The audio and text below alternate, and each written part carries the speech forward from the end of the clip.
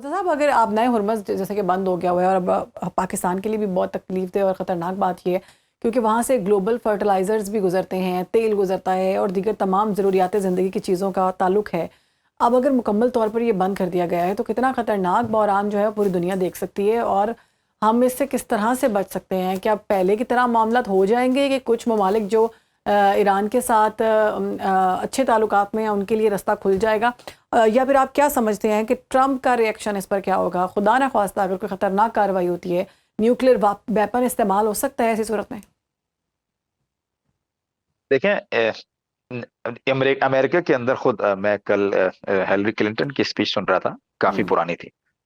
उन्होंने कहा कि ये शख्स एक मरीज तबीयत इंसान है, ये फिट ज़हनी आदमी नहीं है, मरीज। हम्म। लिहाजा न्यूक्लियर के जो कोड्स हैं, मेरी गुजारिश है कि वो इस मरीज आदमी को न दिए जाएं। तो दीवाने से तो आप ओह। कुछ भी तवक्को कर सकती है ना। अगर आप सही आकिल आदमी के बारे में बात करेंगी तो शायद मेरी राय दूसरी होगी, लेकिन दीवाने से तो कुछ भी तवक्को की जा सकती है। लेकिन सवाल ये है, ईरान ये समझता है कि मैं रोजाना मरने से बेहतर है एक ही बार मर जाऊं, और वो फैसला होगा या मैं खुलकर जीऊंगा हम्म। या फिर मैं एक ही बार मर जाऊंगा और फिर इस खत्ते में सब मरेंगे, मैं नहीं मरूंगा। यानी यानी एनर्जी क्राइसिस फिर पूरी दुनिया में बर्पा हो जाएगा, ठीक है। और ये दुनिया ही जो है वो कई सालों तक, कई दिहाइयों तक फिर वो कोयला जलाने पर आ जाएगी। तो देखिए, आबनाए हुर्मुज के मामले को समझना होगा। आबनाए हुर्मुज, ईरान को अमेरिका ने एक ऐसा कार्ड दे दिया है कि जिसके जरिए ईरान पूरी दुनिया को जमा कर सकता है टेबल के ऊपर। बिल्कुल ऐसी बात। अगर ईरान का ये कंट्रोल बाकी रहा तो ईरान पूरी दुनिया को मजबूर कर सकता है कि आओ, और मेरी जो यहाँ पर डिफेक्टो पोजीशन है, सबसे पहले तो इसको डिजोरे पोजीशन में तब्दील करो, हम्म। और उसके बाद इसको लगाम डालो। ये जो दुनिया के अंदर दनाता फिर रहा है, दुनिया के हर मुल्क के किसी भी खित्ते के अंदर जहां ये वसाइल देखता है वहां फौरन पहुंच जाता है कि मुझे ये वसाइल दो। उसकी मिसाल ये ईरान का तेल जो खुल के ये जो है ना, ट्रंप ने कई बार इसका इजहार किया कि मुझे ईरान के तेल से बहुत मोहब्बत है, मुझे ईरान के तेल से बड़ा पैसा मिलेगा, हम्म। मुझे चाहिए, इसलिए मैं ईरान का तेल चाहता हूँ। और फिर आपने देखा यूक्रेन के अंदर जो आखिरी मुआहिदा हुआ इनका, उसके अंदर बिल्कुल, जो वहां वेनेजुएला पे का वाकया भी हमारे 4 ट्रिलियन, ना 4 ट्रिलियन डॉलर के जो जखायर थे उसमें से आधे जखायर ले लिए और आधा यूक्रेन भी रशिया को दे दिया। फिर सामने। वेनेजुएला का वाकया। तो जब तक ये अपना हुर्मुज ईरान के हाथ में मजबूती से ईरान का इस पर कंट्रोल रहेगा, ईरान इसमें कामयाब हो सकता है। देखिए, अब दुनिया में ऑयल क्राइसिस आना शुरू हो गया, अब तक तूफान से पहले की खामोशी थी। मजीद अगले 2 हफ्तों के बाद दुनिया में जो रिजर्व उनके पास थे, जब वो खत्म हो जाएंगे तो दो सूरतें होंगी, या पूरी दुनिया मिलकर अपने हुरूज पर आकर लड़ेगी और ईरान से खुलवाने की कोशिश करेगी, जीत या हार फिर उस वक्त तय होगी, या फिर दूसरी पोजीशन ये होगी कि पूरी दुनिया मिलकर ट्रंप को और अमेरिका को समझाए, इसराइल को समझाए कि अपनी हैसियत और औकात के अंदर रहो और दुनिया को भी बिल्कुल सुकून से ठीक है। जीने दो। तो ये मुर्तज़ा, दोनों पाकिस्तान की से एक अगर का हम बात एहतमाल। करें तो पाकिस्तान के जो मादनी ज़खायर हैं, माइंस हैं, उन पर बड़ा इंटरेस्ट है ट्रंप का, और चाइना भी उसमें बहुत इंटरेस्ट शो कर रहा है। तो फिर खुदा ना खास्ता ये पाकिस्तान के मामलात में अगर इन दोनों की लड़ाई होगी तो फिर क्या सूरत हाल हम इख्तियार होती हुई आप देख रहे हैं? देखिए देखिए अभी तक जो कानून जंगल दुनिया में चल रहा है उसके हिसाब से मुझे यही नजर आ रहा है। और मैं हम्म। हुकूमत पाकिस्तान से दरखास्त करूंगा, अपनी पाकिस्तानी मिलिट्री से दरखास्त करूंगा, खुदा का वास्ता आपको, पाके परवरदिगार का वास्ता आपको, अपनी औलाद का वास्ता, दुनिया के अंदर कानून नाम की चीज खत्म हो गई है। दुनिया में जिसकी जिसकी इलाकी लाठी उसकी उसकी भैंस वाला भैंस। कानून चल रहा है। हम आधी रोटी कम खाएंगे, हम्म। हम आधी रोटी कम इज्जत के खाएंगे, खाएंगे। हम पानी कम पिएंगे, हम पानी कम पिएंगे, हम बिजली कम इस्तेमाल कर लेंगे, हम थोड़ा सा धूप में रह लेंगे, लेकिन अपने आप को मजबूत कीजिए। अगर आपने 2000 मिसाइल्स का स्टॉक बनाया है तो आप 5000 का बनाइए, आपने 5000 का बनाया है तो आप 10, हम्म। आपने 10,000 का बनाया है तो आप 20,000 का बनाइए। जो आपके पास जो एटॉमिक वॉर हेड्स हैं, अगर आपके ठीक है। पास 100 है तो आप 200 बनाइए, 200 बिल्कुल है तो ठीक है। 400 बनाइए। देखिए, शुमाली शुमाली कोरिया के प्रेसिडेंट की एक मिसाल सिर्फ दूंगा और बात जी। क्लियर कर दूंगा। शुमाली कोरियन प्रेसिडेंट का बयान ईरान पर हमले के बाद में पढ़ रहा था। वो ये कहता है कि ईरान पर हमले के बाद मुझे ये मुकम्मल रियलाइज हो गया कि अगर मैंने अपनी जिंदगी में कोई मजबूत और अच्छा काम किया है तो वो ये किया है कि मैंने मिसाइल्स और एटॉमिक वेपन्स बनाए हैं, और मैं इसको इंतहाई खुशी के साथ मजीद आगे लेकर जाऊंगा, और 1%, 10%, 20 नहीं बल्कि कई गुना बढ़ाऊंगा, ताकि अमेरिका और इसराइल और इस दुनिया के जो दीगर कानूनियत को हवा देने वाले ममालिक हम्म। हैं, इनके शर से मेरा मुल्क बचा रहे और इनको लगाम डाल के रखो। बिल्कुल ठीक है। इस्लामाबाद में जो इस्लामाबाद अकॉर्ड के नाम से अब मुज़ाकरात की मेज़ पर ईरान के जो हैं नुमाइंदगी, वो सॉरी, इस्लामाबाद अकॉर्ड के नाम से अब हम देख रहे हैं कि मुज़ाकरात जो हैं वो होने वाले हैं, और इस्लामाबाद में मुलाकात होगी ईरान के नुमाइंदों की और अमेरिका के नुमाइंदों की भी। तो आप क्या समझते हैं कि कोई सेटलमेंट हो जाएगी, या फिर जैसा कि वो लोग धोखेबाज हैं और किसी टाइम भी किसी बात से भी मुकर जाते हैं, तो ऐसी सूरत इख्तियार हो जाएगी?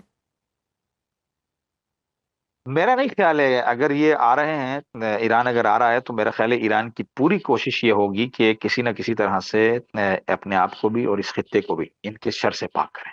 बिल्कुल और ठीक है। देखिए, 10 पॉइंट जो पूरे दिए हैं, मेरा नहीं ख्याल है उन 10 के 10 पॉइंट पर कोई एग्रीमेंट हो पाएगा। अगर ईरान उनमें से 5 पॉइंट भी बनवाने में कामयाब हो गया, मिन जुमला अपने मिसाइल प्रोग्राम को सेव करने में, और हम्म, अपने हुर्मुज पर जो ईरान की इस वक्त डिफेक्टो पोजीशन है उसे रिजोरे में तब्दील करने में अगर कामयाब हो गया, और इसके साथ साथ मसलन अपनी कुछ सैंक्शंस हटवाने में भी अगर ईरान कामयाब हो गया, तो गोया 4 एक नुकात अगर इनके पूरे हो जाएं तो यूं समझिए कि ईरान को एक बड़ी कामयाबी हासिल हुई, क्योंकि 10 नुकात तो पूरे नहीं होंगे, कुछ उनकी भी माननी पड़ेगी, कुछ इनकी भी। विन विन की बुनियाद पर मुज़ाकरात होंगे। तो ये अच्छा, ये चार अमेरिका पांच के जो नुक्ते भी अगर पॉइंट्स ईरान हैं, के आप क्या कामयाब हो समझते हैं गए ऐसे कौन से तो पॉइंट्स हैं जो ईरान एक्सेप्ट कर सकता है अमेरिका के?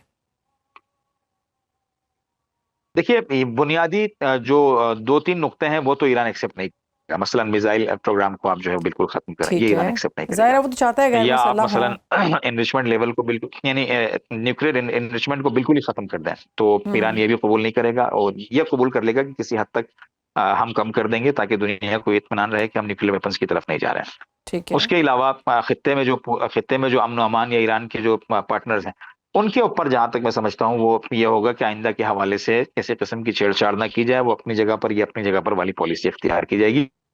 तो ये चंद पॉइंट ऐसे हैं कि जिनके ऊपर ईरान, और आबना हुर्मुज जिसको ईरान कभी नहीं छोड़ेगा, क्योंकि ये एटम हम्म, बम से ज्यादा खतरनाक और सोने की चिड़िया ईरान के हाथ में लग गई है, बिल्कुल। अमेरिका की गलती की वजह से, और ये पूरी दुनिया कह रही है। तो ये बिल्कुल चंद एक ऐसे ही है। पॉइंट ऐसे हैं जो अमेरिका के ईरान के लिए काबिल कबूल नहीं होंगे। बाकी तमाम पॉइंट्स के ऊपर बात की जा सकती है। मेरे ख्याल में कोई ऐसा इशू मैंने यहाँ पर ईरानी मीडिया के अंदर अभी तक नहीं देखा है कि वो बाकी पॉइंट्स को बहुत ज्यादा अहमियत दे रहे हो। ये 3-4 पॉइंट्स ऐसे हैं कि जिनको वो शदीद अहमियत देते हैं, और वो समझते हैं कि इनके बगैर जो है वो ईरान आगे सरवाइव नहीं कर सकता अच्छे हम्म। तरीके से, या जो मकासद ईरान के ऑब्जेक्टिव्स हैं वो उसे हासिल नहीं हो सकते हैं। तो इनके अलावा बाकी पॉइंट्स का इतना तो कोई मुर्तज़ा मसला नहीं है, साहब, उन पर ये बातचीत हो बेसिकली सकती अमेरिका यही चाह रहा है ना कि इसराइल यही चाह रहा है कि जो बातें सामने आ रही हैं कि हमास के हवाले से उन्होंने कहा जी अमन मुआहदे के अंदर कि हमास को गैर मुसल्लह करें। अब ये बात हो रही है कि हिजबुल्लाह को लेबनान में गैर मुसल्लह करें, तो उस शायद ये मामला जो हैं ये कम हो जाएं। यानी वो चाहते हैं कि सब लोग जो है अपने हथियार फेंक दें और उसके बाद ये अपना कब्जा कर लें, और ये जो चुदराहट है ना ये पूरे इलाके में अपनी बना कर रखें, जैसे इन्होंने दीगर इस्लामी ममालिक, अरब ममालिक में, इन्होंने इस्लामी ममालिक, आपने ठीक है कि है। जी अरब जी, ऐसे ममालिक। ही है। अरब ममालिक जी, ऐसे ही, ऐसे ही है, बिल्कुल ऐसे ही, अभी तक तो ऐसे ही हो रहा है। और मैं इसीलिए फिर अपने हुक्मरानों से, अपनी मिलिट्री से गुजारिश करूंगा कि हम्म, दुनिया, हमारे लोग देखें, हमारे यहाँ कुछ सियासी मामला पेचीदा हैं, वो अपनी जगह पर मौजूद है। हो सकता है मेरा उसमें इख्तलाफ नजर हो, मैं किसी की हिमायत करता हूँ, मेरे साथ जो शख्स है वो किसी की हिमायत करता है, वो हम्म, अपनी जगह मौजूद है।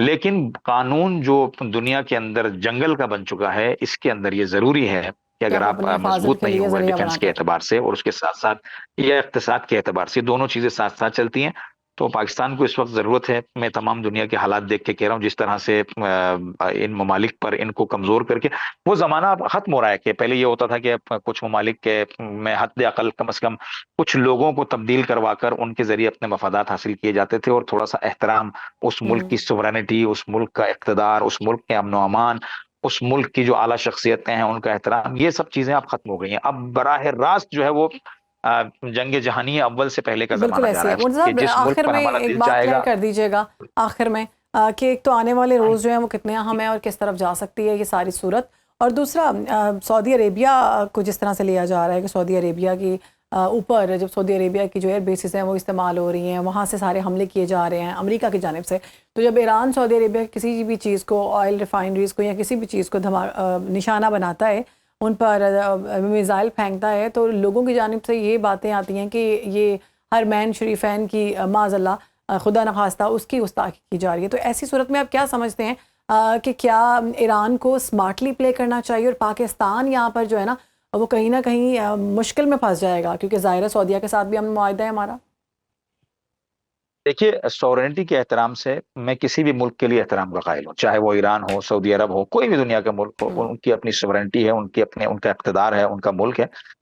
लेकिन इसका मतलब ये नहीं है कि हम दो ममालिक के दरमियान अगर उनकी सिक्योरिटी, सॉवरेनिटी और उनके इक़्तिदार के कायल हैं, तो उनके मामलात को हम इंसाफ के तराजू से ना देखें। हम्म, सबसे पहली बात तो यह है कि सऊदी अरब के तमाम हवाई अड्डे फाल हैं, अमेरिका को दिए गए हैं। उनके अड्डे खराब होने के बाद जब ईरान ने हिट करके उनको खराब किया, तो उसके बाद सऊदी अरब के जो अपने हवाई अड्डे हैं उन्हें इस्तेमाल किया गया। ये शवाहिद हैं, ईरानी मीडिया इन शवाहिद को पेश कर रहा सही है। है। नंबर 2, सऊदी अरब के ऊपर जो हमला किया गया है, जिस जिस पेट्रोकेमिकल कंपनी के ऊपर हमला किया जी। गया, वो पेट्रोकेमिकल कंपनी के अंदर अमेरिका का पैसा इन्वेस्ट है।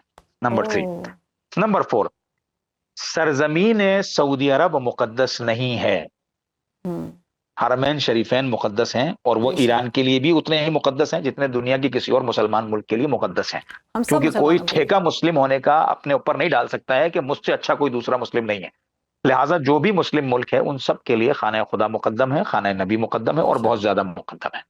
तो ये बात तय हो गई कि सऊदी अरब की पूरी सरजमीन मुकद्दम नहीं है। मेरा तमाम पाकिस्तानियों से जो इस मामले को ज्यादा हाईलाइट कर रहे हैं कि वो अर्ज पाक है, अर्ज मुकद्दस है, अच्छा अगर वो अर्ज मुकद्दस है तो फलस्तीन क्या है, हम्म, जहां पर मुसलमानों का किबला अव्वल था, जहां मुसलमानों का किबला अव्वल मौजूद है, जहां अल्लाह का घर मौजूद है, जहां मुसलमानों की बड़ी तादाद वो भी मजलूमियत का मुकद्दस शिकार है। हो गई, तो मेरा सवाल यह है कि जब इसराइल दंदनाता फिर रहा था, 70,000 फलस्तीनियों को कत्लेआम किया, कई लोगों को बेघर किया, तो 70,000 के अलावा आप कई क्यों लोग खामोश रहे? जो है वो, हाँ, उस वक्त वो मुसलमान क्यों खामोश रहे? देखे ना दोहरा मेयार क्यों है। हम्म, इसका मतलब यह है कि सऊदी अरब की हिमायत की वजह से आपका कुछ ना कुछ दाल पानी खर्चा पानी चल रहा है, वरना अगर आप ईमानदारी से हिमायत कर रहे होते तो आप फलस्तीन के लिए भी वैसे ही आवाज उठाते जैसे जैसे आप आपने सऊदी अरब सऊदी के अरब लिए के उठाए। लिए उठाई। हम्म, तो ये दोहरा मेयार ना रखें खुदा का वास्ता, वो भी अल्लाह का घर है, ये भी अल्लाह का घर है, बिल्कुल वो ठीक है। और किबला दूसरा अव्वल ये था, है कि ये किबला दोम है, ठीक है। वो भी मुसलमान है, ये भी मुसलमान है। तो आप ये दोहरा मेयार ना रखें, इससे होगा कुछ भी नहीं। एक आम पाकिस्तानी उस ग्रोह से मुतनफिर होगा कि बिल्कुल जो, ठीक है। क्योंकि और हम ये तो दुआ यही बच्चे करते बच्चे को हैं कि समझ में आ रहा है। ये जो अरब ममालिक हैं या इस्लामी ममालिक हैं आपस में, क्योंकि इसराइल तो यही चाहता है कि किसी तरीके से भी इनको आपस में लड़वाया जाए और दोबारा से एक फ़िरका वारियत की एक चीज़ शुरू की जाए, जिससे पाकिस्तान के अंदर भी फ़िरका वारियत फैल जाए कि जी शिया सुन्नी या इस तरह के मामला सामने आ सकते हैं।